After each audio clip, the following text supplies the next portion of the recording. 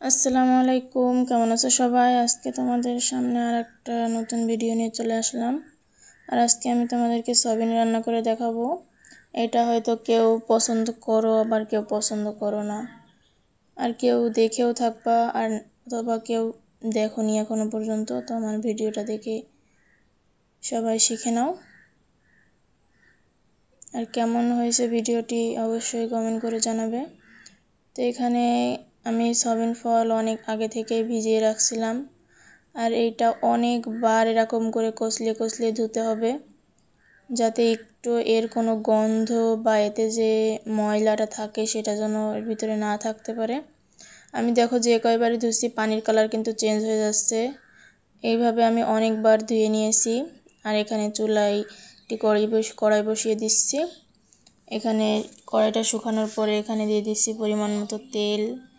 তেলটা বেশি দিতে হবে একটু এখানে, কারণ এটা রান্না করার পরে একদমই গোশের মতো দেখা যাবে।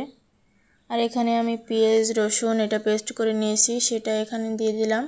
তারপরে দিয়ে দিচ্ছি পরিমাণ মতো লবণ, শুকনো মরিচ, তারপরে এখানে দিয়ে দিচ্ছি একটু জিরার গুঁড়া, তারপরে গরম মশলা, এলাচ ফল, এগুলো সব গুঁড়ো করে রাখা, সেগুলো দিয়ে দিলাম। তারপরে দিয়ে দিলাম পরিমাণ মতো হলুদ দিয়ে এইগুলা কিন্তু এখন ভালোভাবে একটু কষিয়ে নিতে হবে, যাতে পেঁয়াজ রসুনের যে গন্ধটা থাকে সেটা যাতে চলে যায়।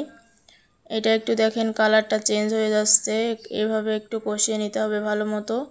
তারপরে যখন তেলটা ছেড়ে দিবে, উপরে তেলটা ভেসে উঠবে, দেখেন আমার কিন্তু প্রায় শেষ। এখন আমি এর ভিতরে দিয়ে দিচ্ছি সয়াবিন। এই সয়াবিনগুলো আমি কিন্তু আবারও বলতেছি ভালোভাবে ধুতে হবে, অনেকবার কষলে অনেকে তো সিদ্ধ করে নেয়। তো এখানে ভালো করে ধোয়ার ফলে সিদ্ধ করার কোনো প্রয়োজন হবে না। তারপরে এটা আমি একদম ভাজা করে ফেলবো সয়াবিনগুলা। এখানে একদমই কিন্তু পুড়ে আসছে, ভাজা হয়ে যাচ্ছে। এই পর্যায়ে দিয়ে দিচ্ছি আমার কুচি করে কেটে রাখা আলু। এখানে আলুটা আপনারা বেশিও ব্যবহার করতে পারেন, কমও ব্যবহার করতে পারেন, এটা আপনাদের ব্যাপার।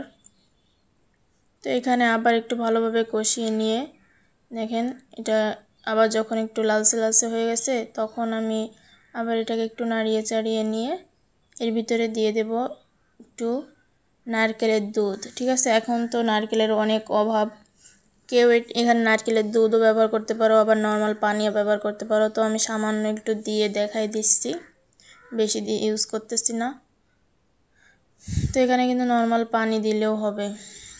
তো এখানে এবার আবার একটু এটা নাড়িয়ে চাড়িয়ে নিতে হবে। নাড়িয়ে চাড়িয়ে নেওয়ার পরে আমি এখানে দিয়ে দিব নর্মাল তাপমাত্রার পানি। তো এই পানিটা দিয়ে কিন্তু এটা কিন্তু অনেকে বলছি যে আগেই সিদ্ধ করে নেয়, আমি তো সিদ্ধ করি নাই। সেই ক্ষেত্রে একটু বেশি পানি দিতে হবে। বেশি পানি দেওয়ার ফলে কী হবে, এটা সিদ্ধ হয়ে একদম মাখা হয়ে যাবে। তো এখানে আরেকটু পানি আমি দিয়ে দিব। এখানে পানিটা দিয়ে দেওয়ার পরে যতক্ষণ না বলক উঠবে ততক্ষণ এটাকে জাল করতে থাকবো। আর সামান্য পানি এখানে রাখবো আমি। তো কাদের এই ভিডিওটি পছন্দ হয়েছে অবশ্যই কমেন্ট করে জানাবেন। আল্লাহ।